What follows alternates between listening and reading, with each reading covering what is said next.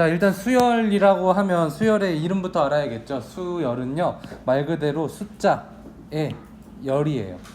책상 열 맞춰봐 할 때 그 열이에요. 그러니까 책상 열처럼 뒤로 쭉 줄 세우는 거죠. 숫자를 쭉 줄 세운다. 줄 세워놓은 숫자, 그거를 수열이라고 합니다. 그래서 예를 들어 여기 보면은 소수를 지금 작은 것부터 차례대로 나열한 거잖아요. 2, 4, 5, 7, 11, 13, 17, 19 이렇게 나타난 거, 이것처럼 차례대로 순서가 있게 차례대로 나열된 수의 열을 수열이라고 해요. 그래서 수열은 지금 보이는 저 숫자의 규칙이 보이시나요? 규칙이 보이시면 대단한 건데 소수에는 아직까지 이제 규칙이 발견되진 않아서 소수는 뭔지는 아는데, 그래서 그 다음 소수 찾을 수도 있고 또 찾을 수도 있고 또 찾을 수도 있는데 그것들에 진행되는 규칙은 아직 발견된 게 없어서 그 규칙을 발견하면 수학적인 상이 나오지 않을까. 근데 아무튼 근데 최근에 뉴스에서 봤던 것 같기도 하고, 아무튼 아직까지는 없는 걸로 선생님도 알고 있는데 소수는 규칙이 없어요. 어쨌든 선생님이 하고 싶은 얘기는 뭐냐면 이 안에 규칙이 있든 없든 숫자를 나열해놨으면 그걸 뭐라고 한다? 수열이라고 한다라는 거예요. 그리고 나열된 각각의 수를 그 수열의 항이라고 해요. 그래서 얘네 2라는 건 처음 나와 있잖아요. 그래서 첫 번째 항, 두 번째 항, 세 번째 항, 네 번째 항 이렇게 말하고요. 그거를 제1항, 제2항, 제3항, 제4항 이렇게도 얘기를 합니다. 아시겠죠? 그래서 밑에 나와 있는 얘기들이 그런 얘기고요. 일반적으로 숫자가 아니고 문자로 수열을 나타낼 때는 일반항을 n번째 항으로 잡고요. an이라고 해서 일반항을 잡아요. 근데 첫 번째 항, 두 번째 항, 세 번째 항은 첨자로 이렇게 나타냅니다. a1, a2, a3 하면 an이라는 수열의 첫 번째 항, 두 번째 항, 세 번째 항을 나타내는 표기법이에요. 자, 어려울 거 하나도 없죠, 지금은. 자, 그래서 내려와서 그 수열의 일반항을 이용해서 수열을 나타낼 때 이렇게, 이 중괄호는 주로 어디서 쓰냐면요, 집합에서 많이 쓰죠. 수열은 숫자를 나열한 거기 때문에 숫자를 나열한 집합이다 라고 보는 거예요, 일종의. 그래서 이렇게 일반항을 쓰고 중괄호로 표현을 해주면 저 안에 있는 숫자의 나열을 몽땅 모은 하나의 집합이다 라고 생각을 하셔도 되겠습니다. 어쨌든 여태까지 지금 여기까지 설명하고 있는 건 다 표기법이에요. 얘 처음 보지? 얘 이름은 얘야, 얘 이름은 얘야, 얘 이름은 쟤야. 여기서 어렵다고 하면은 좀 이상해요. 그냥 그렇구나 하고 받아들이면 돼요.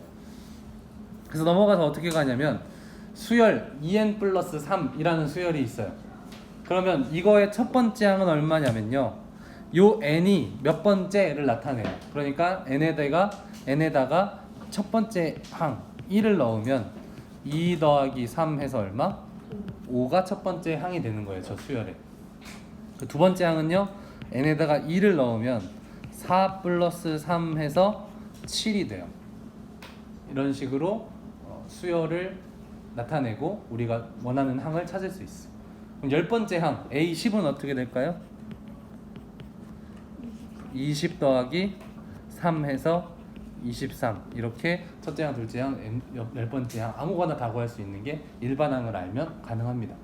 그래서 어떤 느낌인지 아시겠죠? 이렇게 해서 수열이다. 그래서 다음 수열은 이렇게 쭉 나열도 할 수 있다.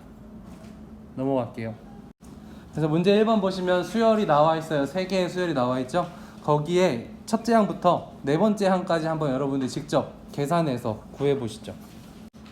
자, 천천히 해보죠. 첫째 항부터 구하면 1번은 n에다 1 넣어서 첫째 항 A1이라고 쓰시면 돼요. A1은 3 빼기 2 해서 1이고요. A2는 6 빼기 2 해서 4고요. A3는 9 빼기 2 해서 7이고요. A4는 12 빼기 2 해서 10입니다. 근데 수열이란 건 규칙이 있는 것도 있어서 1, 4, 7까지는 계산해서 구해보고 혹시나 이 규칙이 보이시면 3씩 커지잖아요? 물론 2개만 보고 3개만 보고 이제 그 저규칙이 맞다라고 단정 지을 수는 없지만 그래도 혹시나 해서 여기를 3 키워서 10이라고 답해도 문제 없을 것 같습니다. 근데 좀 불안할 때는 조금 더 나열해보고 규칙을 판단하는 게 안정적이고요. 자, 두 번째 문제 보시면 여기도 마찬가지 A1은 n에다 1 넣어서 3 빼기 1 해서 2고요. A2는 n에다 2 넣어서 9 빼기 1 해서 8이고요. A3는 27 빼기 1 해서 26이고 A4는 81 빼기 1 해서 80 이렇게 답이 됩니다. 세 번째는요. A1은 2분의 4 해서 2고요. A2는 3분의 5고요. A3는 4분의 6 해서 2분의 3이고 A4는 5분의 7 이렇게 해서 숫자가 막 분수도 나왔다가 그냥 숫자도 나왔다가 하죠. 어려울 건 하나도 없었습니다. 그죠? 예제 1번을 보면서 일반항을 추측해야 되는데 어렵게 느껴지면 어려울 수 있어요. 근데 이거에 힌트를 드리면, 그러니까 어떻게 하면 잘 하냐면 첫째 항이니까 1이라고 써요.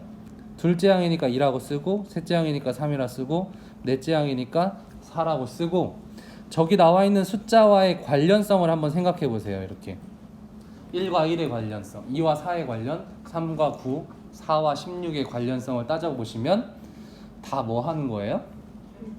나와 있는 몇 번째 항에 다 제곱하면 다 나오죠. 그래서 얘를 쭉쭉쭉 가다 보면 몇 번째 항이 나올 거냐면 n번째 항이 나올 거죠. 그럼 n번째 항은 결과는 n의 제곱이 나와 있겠죠. 그래서 이 수열의 일반항 AN은 n의 제곱이 돼요. 그럼 이렇게 써놓고는 항상 검산을 해보세요. n에 1 넣으면 1 나오는지, 2 넣으면 4 나오고, 3 넣으면 9, 4 넣으면 16이 나오는지를 확인해 보셔야 안전한 검산이 됩니다. 그래서 얘는 좀 비교적 쉬웠어요. 근데 옆에 2번 문제는요. 규칙은 분명히 보이시죠? 9가 1개, 2개, 3개, 4개, 5개, 6개, 7개 갈 건데 그렇게 말을 쓸 수 없잖아요. 일반항을 쓸 때 식으로 써줘야 되는데 9가 1개, 9가 2개 이렇게 할 수는 없으니까 얘를 어떻게 하면 잘 쓸 수 있을까 고민을 해본 건데 처음에 이 생각하긴 쉽지 않고요. 이 얘기를 듣고 나서는 앞으로 얘랑 비슷한 애가 나오면 그렇게 생각을 해주시면 돼요. 볼게요. 10이라는 애를 물론 얘도 첫 번째 항, 두 번째 항, 세 번째 항, 네 번째 항 이렇게 보는데 마땅히 연관되는 게 없어요. 그래서 얘의 힌트는요. 이걸 푸는 방법은 9를 10 빼기 1로 보는 거고요. 99를 100 빼기 1로 보고 999를 1000 빼기 1로 보고 쟤를 10,000 빼기 1로 보시면 규칙이 뭔가 좀 이제 연관이 보이시나요? 첫 번째 항에 10, 두 번째 항에 100, 세 번째 항에 1000, 네 번째 항에 10,000 이니까 10의 거듭 제곱으로 표현하고 있죠. 10의 1제곱, 얘는 10의 제곱, 얘는 10의 세제곱, 얘는 10의 4제곱 이렇게 계산이 되고 있기 때문에 얘를 옆으로 쭉 넘기다 보면 쭉쭉쭉 가다가 n번째 항이 나올 거 아니에요? 그 n번째 항에는 10의 몇 제곱? n제곱 빼기 1이 결과로 있을 거다. 그래서 그 일반항을 추측하자면 AN은 10의 n제곱 마이너스 1 얘가 바로 일반항이 됩니다. 이 수열에. 이번 보면은 일반항을 추측해보라는 건데 얘도 마찬가지 첫 번째 항, 두 번째 항, 세 번째 항, 네 번째 항 해보시고 관련성을 따져보는 거예요. 1이 왜 1이 되고 2가 왜 8분의 1이 되고 3이 27분의 1이 되는지 생각을 해보시면 2는 8이랑 세제곱 관련돼 있고 3은 27이랑 세제곱 4도 64랑 세제곱 그러니까 쭉쭉쭉 가다 보면 n번째 항에서는 n의 세제곱 분의 1 이렇게 들어가 있겠죠. 그게 바로 규칙이니까 그래서 일반항은 AN은 n의 세제곱 분의 1 이렇게 쓸 수 있다는 겁니다. 얘는 비교적 얘도 눈에 잘 보이는 편이었고 2번 문제는 생긴 거 어렵게 생겼지만 그 방법 있죠. 선생님이 드린 방법 첫째 항, 둘째 항, 셋째 항, 넷째 항 해서 관련성을 찾아보면 뚫어지게 쳐다봐요. 그리고 지금 이렇게 쓰는 게 별거 아닌 것처럼 느껴지겠지만 쟤를 써놓고 고민하는 거랑 아무것도 없는 채로 고민하는 거는 무조건 달라요. 왜냐면 약간 우리 뇌가 좀 반응을 하는 것 같아요. 적어놓으면 어떻게든 관련 지으려고 막 노력을 하는 것 같거든요. 그래서 아무것도 없이 고민하는 것보다 무조건 좋습니다. 그래서 첫 번째 항 1, 1, 2, 2, 3, 3, 4, 4 관련되어 있잖아요. 그렇죠? 그래서 쭉쭉쭉 가다가 n번째 항에 여기는 n이겠죠. 그리고 곱하기 2, 곱하기 3, 곱하기 4 이렇게 되니까 다 플러스 1, 플러스 1, 플러스 1, 플러스 1이죠. 그러니까 여기에는 n 플러스 1이 들어와 있을 거고요. 그래서 일반항은 n 곱하기 n 플러스 1 이렇게 적으시면 되겠습니다. 자, 등차 수열입니다. 등차 수열이 이제 공식도 많고 여러분들이 앞으로 자꾸 만나게 될 애니까 반드시 기억해 주시면 되겠고요. 아까 말했듯이 수열은 규칙이 없어도 수열이고 있어도 수열이었어요. 근데 등차 수열은 뭐냐면 규칙이 있는 건데 어떤 규칙이냐면 그 차이가 같은 수열이에요. 차이가 같은 수열해서 등차 수열입니다. 어떤 차이가 같냐면요. 이 3, 7, 11, 15, 19 이렇게 가는 이 수열에서 특징을 보면 이 두 항의 차이가 4예요. 두 항의 차이가 4고 두 항의 차이가 4죠. 또 두 항의 차이가 4죠. 이 차이가 동일한 거 얘네들을 등차 수열이라고 합니다. 아시겠죠? 그래서 원칙적으로 얘기를 하면 원리대로 얘기하면 다음항 하나 다음항에서 이전 항을 뺐을 때의 값이 동일하면 그걸 등차 수열이라고 합니다. 그래서 여기다 밑줄을 좀 칠게요. 첫째 항부터 차례대로 일정한 수를 더해서 만든 수열을 등차 수열입니다. 그리고 그 일정한 수 차이죠. 한마디로 이웃하는 항의 차이가 공차라고 해요. 앞으로 이제 공차를 보면 다른 생각도 같이 들겠죠. 그래서 그렇게 그냥 기억해 두시면 좋아요. 공차다. 근데 가끔 이걸 이제 하다 보면 이제 등차 수열을 공차 수열로 부르는 친구들이 가끔 있던데 그게 아니라 등차 수열이고요. 그 사이에 일정한 만큼의 차이를 얘네들 이름을 공차라고 합니다. 아시겠죠? 자, 그래서 여기에 나와 있는 요 박스 별거 아니지만 별표 2개만 쳐줄게요. 얘가 언제 빛을 발하냐면요. 수열 문제 중에 조금 난이도 있는 문제에서 얘가 갑자기 쓰일 때가 있어요. 그래서 요 의미가 뭐냐면 의미만 설명해 드릴게요. n번째 항에다가 일정한 공차를 더하면 그 다음 번째 항이 나온다는 겁니다. 오케이? 다시 A2를 알고 싶어. 그러면 A1에다가 알려진 공차를 더하면 나와. 그 다음에 뭐 A7을 알고 싶어. 그러면 이 전항 얼마죠? 6번째 항에다가 공차를 더하면 돼. 이런 얘기예요. 이게 등차 수열의 정의입니다. 정의.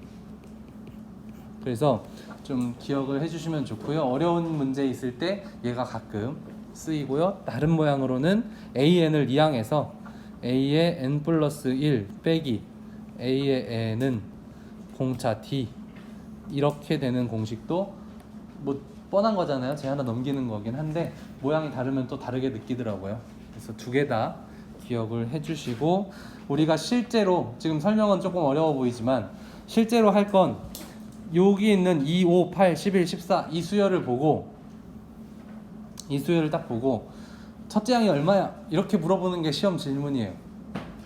너무 쉽죠? 눈과 입만 있으면 말할 수 있겠죠? 첫째 항이 얼마예요? 2고요. 공차는 얼마예요? 3이죠. 그 아무거나 두 개 잡아서 이웃하는 두 개 잡아서 차이만 얘기해 주면 돼요. 등차 수열이라고 하면. 자, 그 다음에 첫째 항이 3이고 공차가 마이너스 2인 수열, 등차 수열은 이렇게 늘어뜨릴 수도 있겠죠. 처음 항이 3이니까 3부터 시작해서 공차를 더하면 1이 되고요. 또 공차를 더하면 마이너스 1이 되고요. 또 공차를 더하면 마이너스 3이 되고요. 무수히 많이 쓸 수는 있어요. 하지만 다 안 써요.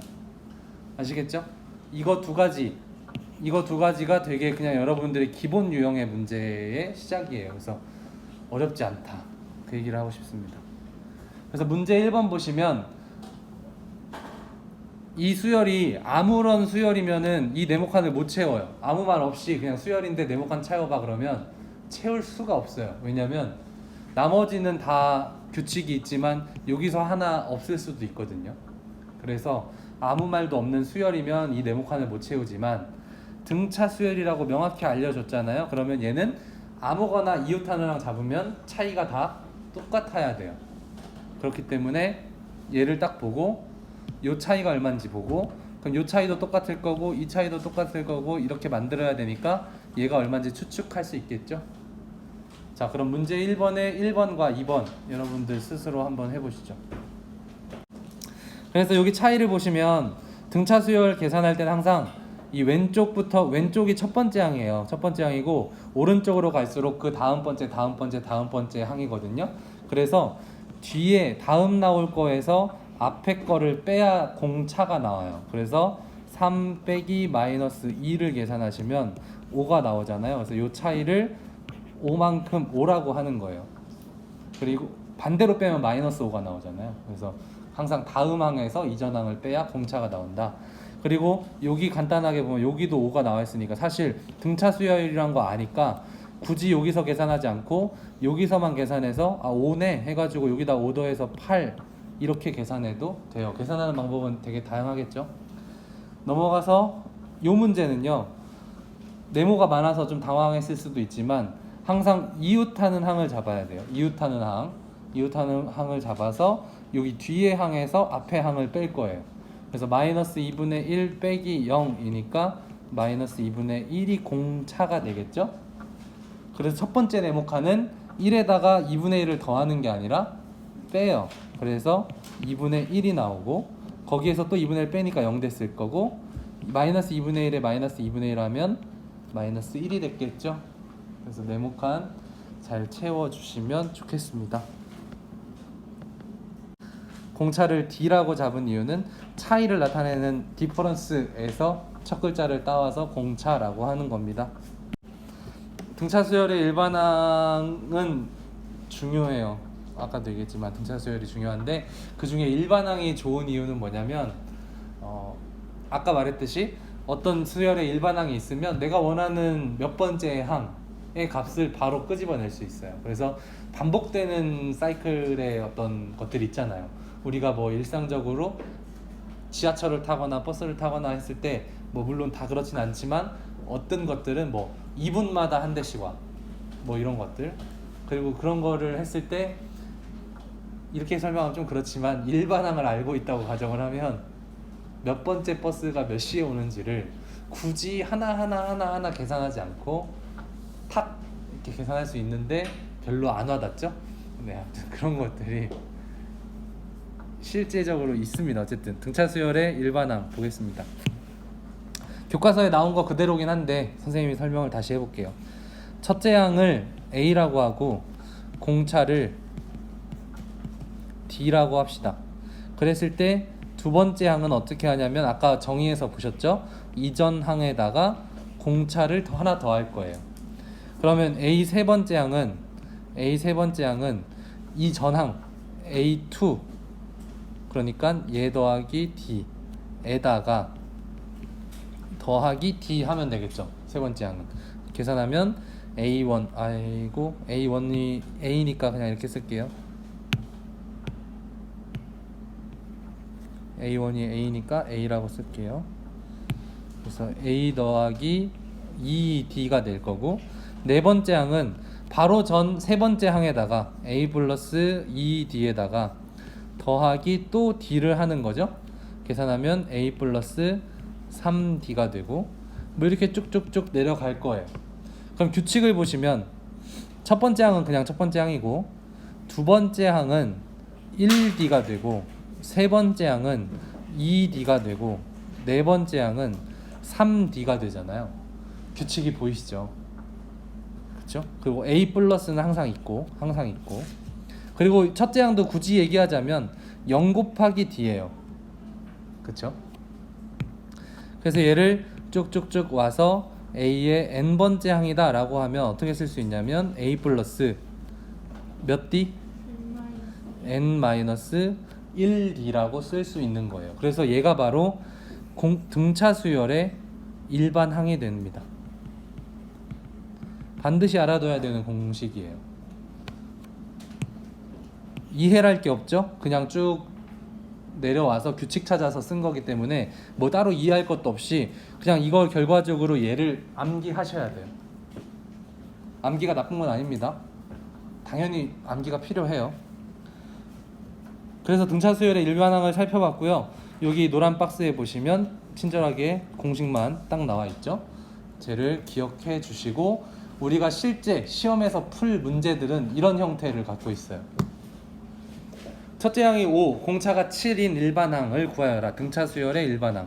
그럼 얘 구할 때 AN은 첫째 항이 얼마? 5 더하기 n-1 d. 이 공식만 알고 있으면 그냥 풀리는 거라서 오늘은 어려울 게 없습니다. 7n-7 빼기 5니까 마이너스 7 더하기 5니까 마이너스 2가 되겠죠. 어렵지 않아요? 2번 문제는 첫째 항과 공차를 친절하게 알려주지 않고 그냥 나열해놨어. 네가 알아서 파악해봐 되는 거거든요. 근데 얘가 등차 수열인 건 확실해. 그러니까 첫째 항이 얼마? 20. 공차는 얼마? 마이너스 3이에요. 플러스 3이 아니고 마이너스 3입니다. 뒤에서 앞에 걸 빼야 돼서. 자, 그래서 얘의 일반항은요, 첫째 항 20 더하기 n-1, 공차가 마이너스니까 괄호에서 마이너스 3 계산하면 마이너스 3n 플러스 23, 얘가 일반항이 되겠죠. 뭐 이런 문제이기 때문에 어렵진 않아요. 그냥 공식대로만 넣으면 됩니다. 여러분들 문제 2번 바로 풀어보시죠. 해볼게요. 문제 2번. 첫째 항이 마이너스 1, 공차가 3 이러면 AN은 첫째 항 더하기 n-1 d 계산하면 3n-4 이렇게 쉬운 문제예요. 그죠? 넘어가서 여기도 AN 첫째 항 더하기 n-1 d가 얼마일까요? 마이너스 6이죠. 그러면 여기다 계산하면 마이너스 6n 플러스 5 더하기 6이니까 11 해서 일반항은 마이너스 6n 플러스 11이 나온다. 아시겠죠? 네. 문제 3번 보시면 첫째 항이 70, 공차가 마이너스 4인 등차 수열 AN에 대해서 A 10항을 구해라. 그런 거예요. 그러면 일단 A 10항을 찾으려면 문자로 쓰면 이렇게 되잖아요. A10 제일 찾아야 되는데 이걸 어디다 대입해야 돼요? 일반항이 있어야 거기다 대입해서 구할 수 있겠죠. 네. 그래서 일반항을 먼저 찾아야 돼. 그래서 여기 보시면 AN을 찾을 수 있잖아요. 첫째 항이 70 더하기 n-1 d. 그럼 계산하면 마이너스 4n 플러스 74 이렇게 되는 게 AN이잖아요. 그래서 10번째 항은 n에다가 10을 넣으면 되니까 마이너스 40 플러스 74 계산하면 34가 되는 거죠. 그래서 제 10항은 34라는 숫자가 되는 거고, 밑에 내려와서 이런 문제도 할 수 있어요. 마이너스 6은 몇 번째 항이냐? 거꾸로 물어볼 수 있는 거죠.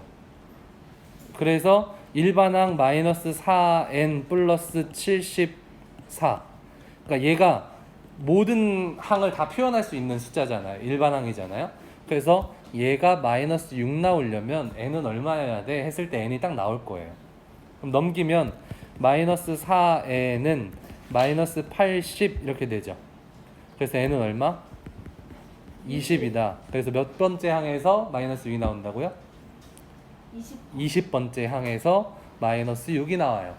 그래서 문제 3번은 이걸로 끝이지만 어떻게 확장할 수 있냐면 나중에 시험에도 실제로 나오는데, 첫째 항이 70이고 공차가 마이너스 4면 이 수열은 점점 줄어드나요? 증가하나요? 줄어들어요. 점점 마이너스 4씩 줄어들죠. 이렇게 줄어들기 때문에 어느 순간 음수가 되겠죠. 네. 지금 봤듯이 마이너스 6이 몇 번째 항에 나오잖아요. 20번째 항에. 그럼 20번째 항이 첫 번째로 음수가 나온 건지 아니면 두 번째로 나온 건지 이런 걸 추측할 수 있겠죠. 네. 그럼 몇 번째 항에서 처음으로 음수가 나오는지 이런 질문도 할 수 있는 거예요. 그러면 그걸 풀려면 식을 어떻게 세워야 될까? 라는 고민도 한번 해보시기 바랍니다. 그래서 오늘 수업은 여기까지예요.